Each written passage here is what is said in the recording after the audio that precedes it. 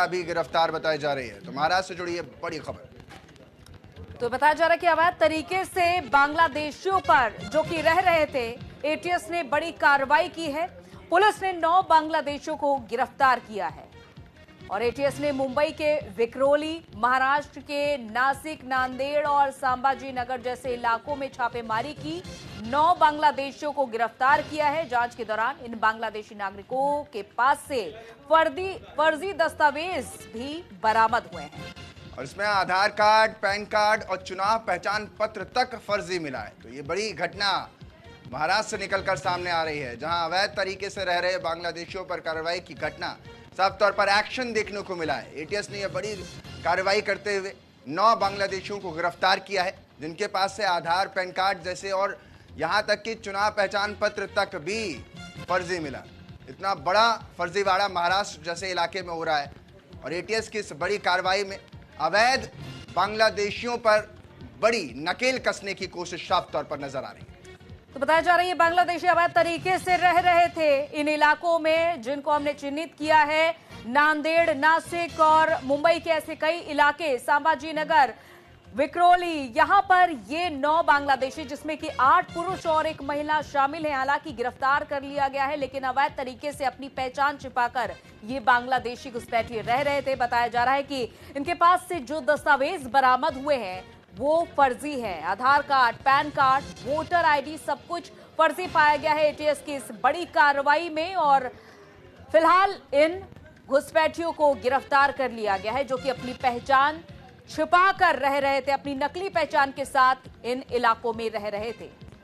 और साफ तौर पर जब इस तरीके से स्थिति सामने आती है तो सोचने वाला है, क्योंकि यही बांग्लादेशियों को लेकर के दिल्ली में भी बवाल देखने को मिलता है और राजनीति में उबाल लगातार आ जाता है। और अब तो महाराष्ट्र में भी ऐसी खबर सामने आ रही है, जिसमें गिरफ्तारी भी हो गई है। एटीएस ने बड़ी कार्रवाई करते हुए 9 बांग्लादेशियों को गिरफ्तार किया है। विक्रोली, महाराष्ट्र के नासिक, नांदेड़ और संभाजीनगर जैसे इलाकों में 8 पुरुष और 1 महिला को गिरफ्तार किया गया है। और इन सब के बाद अब नेक्सस को पकड़ने की कोशिश लगातार एटीएस की जारी है और कोशिश यहां तक है कि उस जगह को चिन्हित किया जा सके, उस व्यक्ति को चिन्हित किया जा सके जिनकी मदद से ये अवैध तरीके से भारत के महाराष्ट्र में, यानी आर्थिक राजधानी कही जाने वाली जगह, यानी मुंबई जैसे इलाकों में, महाराष्ट्र जैसे इलाकों में रह रहे हैं। और ऐसे में विक्रोली, नासिक, नांदेड़, संभाजीनगर जैसे इलाके में ये रह रहे थे और लोगों को पता तक नहीं था।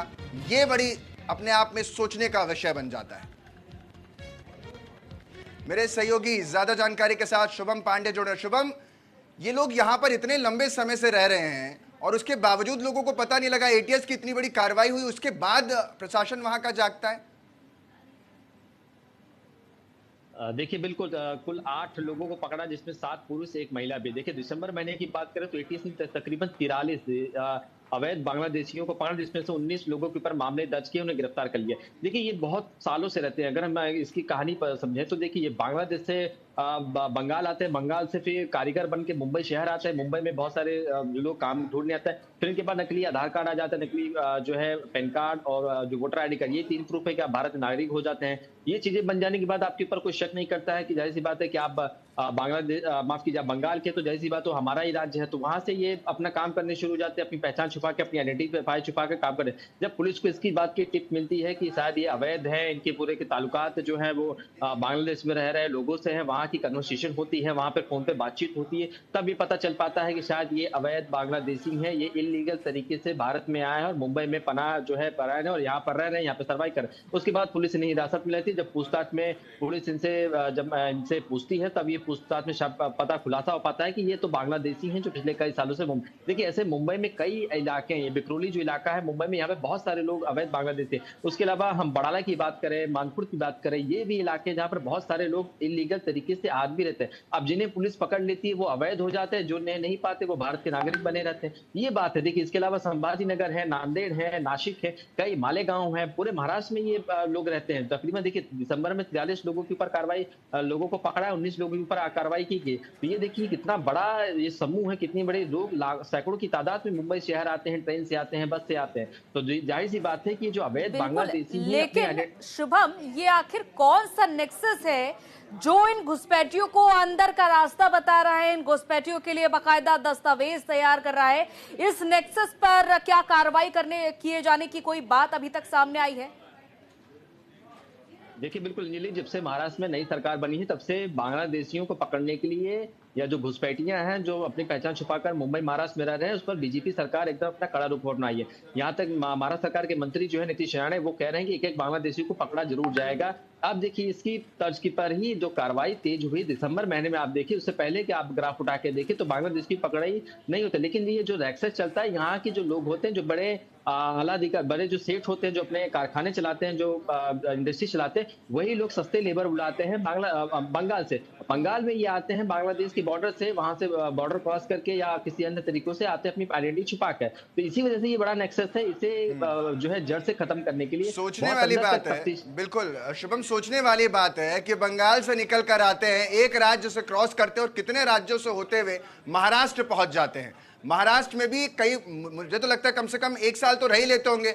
इतना रहने के बाद ये नेक्सस खुलकर सामने आता है। वाकई जो एजेंसियां, उन पर कई सवाल खड़े होते हैं इसके बाद। तो बिल्कुल बहुत सारे सवाल खड़े हो जाते हैं। देखिए आने के बाद तो ठीक है, आपके पास फर्जी आधार कार्ड बन जाते हैं, आपके पास पैन कार्ड हो जाता है, आप वोट कई सारे बांग्लादेशी जो अवैध है वो अभी चुनाव में, हाल ही चुनाव में मतदान भी किए हैं। तो आप सोचिए वोटर आईडी कार्ड भी बन जाते हैं, तो आप तो नागरिक हो गए। तो यही बात है कि अपनी आइडेंटिटी जब फर्जी बनवा लेते हैं, यहाँ के जो लोकल स्थानीय जो लोग होते हैं, स्थानीय नेता का भी हाथ होता है। कुछ लोग ऐसे भी हैं जो स्थानीय अपने वोट बैंक को बढ़ाने के लिए बाहर से बुलाते हैं, फर्जी वोटर आईडी कार्ड बनवा के वोट डलवाने के लिए भी करते हैं। बहुत सारी चीजें यहाँ पर होती हैं। तो इसी वजह से देखिए स्थानीय नेताओं का भी इसमें मिला होता है। कई बड़े जो इंडस्ट्रीज के मालिक होते हैं, जो बड़े अपने चक्कियां चलाते हैं, तमाम जो सोने के कारखाने हैं, वहां पर जो लेबर आप देखेंगे तो इसमें ये जो अवैध जो लोग आते हैं, जाहिर तौर से बंगाल की ओर से आते हैं। तो बंगाल में भी ये लोग बांग्लादेश की बॉर्डर से आते हैं। जाहिर सी बात है बहुत बड़ा नेक्सस है। और अब देखना होगा कि साल 2025 का आज की शुरुआत हो चुकी है। बड़ी कार्रवाई की गई है।